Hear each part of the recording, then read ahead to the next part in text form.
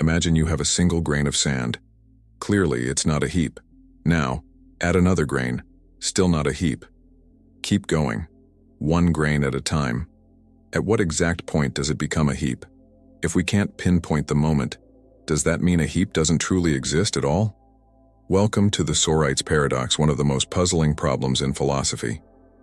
Today we're diving deep into this paradox through the lens of philosophy, exploring its implications for logic, language, and the way we define reality itself. But before we begin, let's make this personal. Think about your childhood toy. At some point, you stopped playing with it. But when exactly did you stop being a child? Was it one day, one moment, one decision? Or was it a gradual shift that defies definition? This paradox isn't just about sand. It's about us. Classical logic assumes that categories are clear-cut. Something is either true or false, a heap or not a heap. But the Sorites Paradox exposes a flaw in this thinking, suggesting that our understanding of vagueness requires a new kind of logic, one that accounts for gradual change rather than rigid distinctions. If our definitions are vague, how can we ever truly know where one thing ends and another begins? One response is to say that vague concepts like heap, bald, or tall aren't well defined enough for classical logic to handle.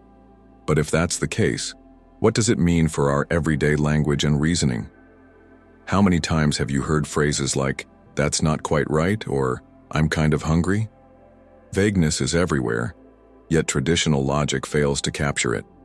This paradox forces us to question whether reality itself is as binary as we assume. In response to the Sorites Paradox, philosophers and mathematicians developed fuzzy logic, a system where truth exists on a spectrum rather than as an absolute.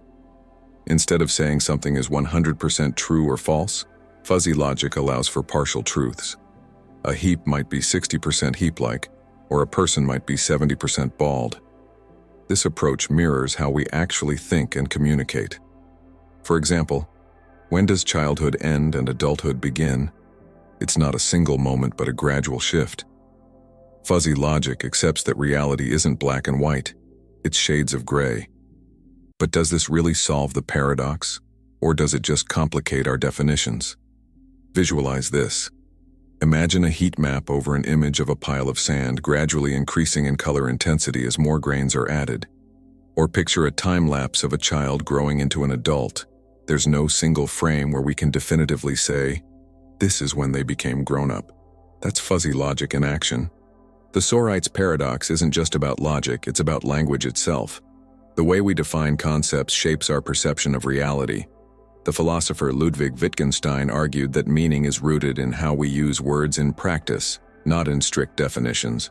Consider the word heap. Its meaning isn't fixed, it depends on context. If you're sweeping sand into a pile, you might call it a heap at 10 grains, while someone else might wait until 100 grains. This means words don't have intrinsic meanings. They gain meaning through social use and consensus. If our definitions are flexible, then perhaps the problem isn't with the world, but with our expectations of rigid categories. This paradox extends beyond heaps of sand. It applies to personal identity, morality, and even consciousness. Are you the same person you were 10 years ago? If not, at what point did you change? Self-identity.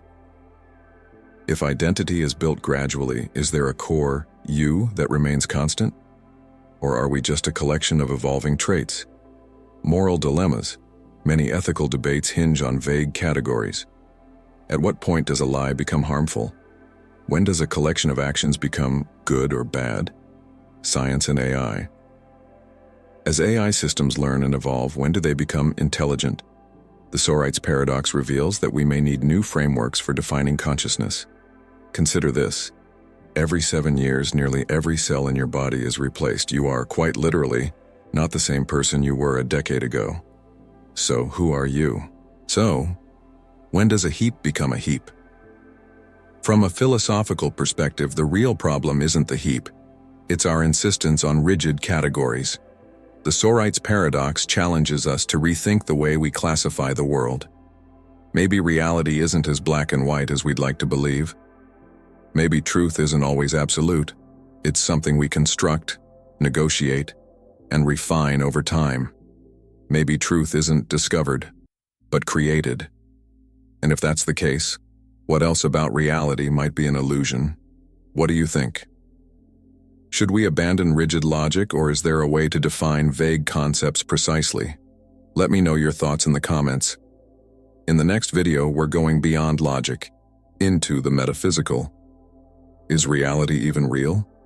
Or is everything we know just a construct of the mind? Subscribe and stay tuned.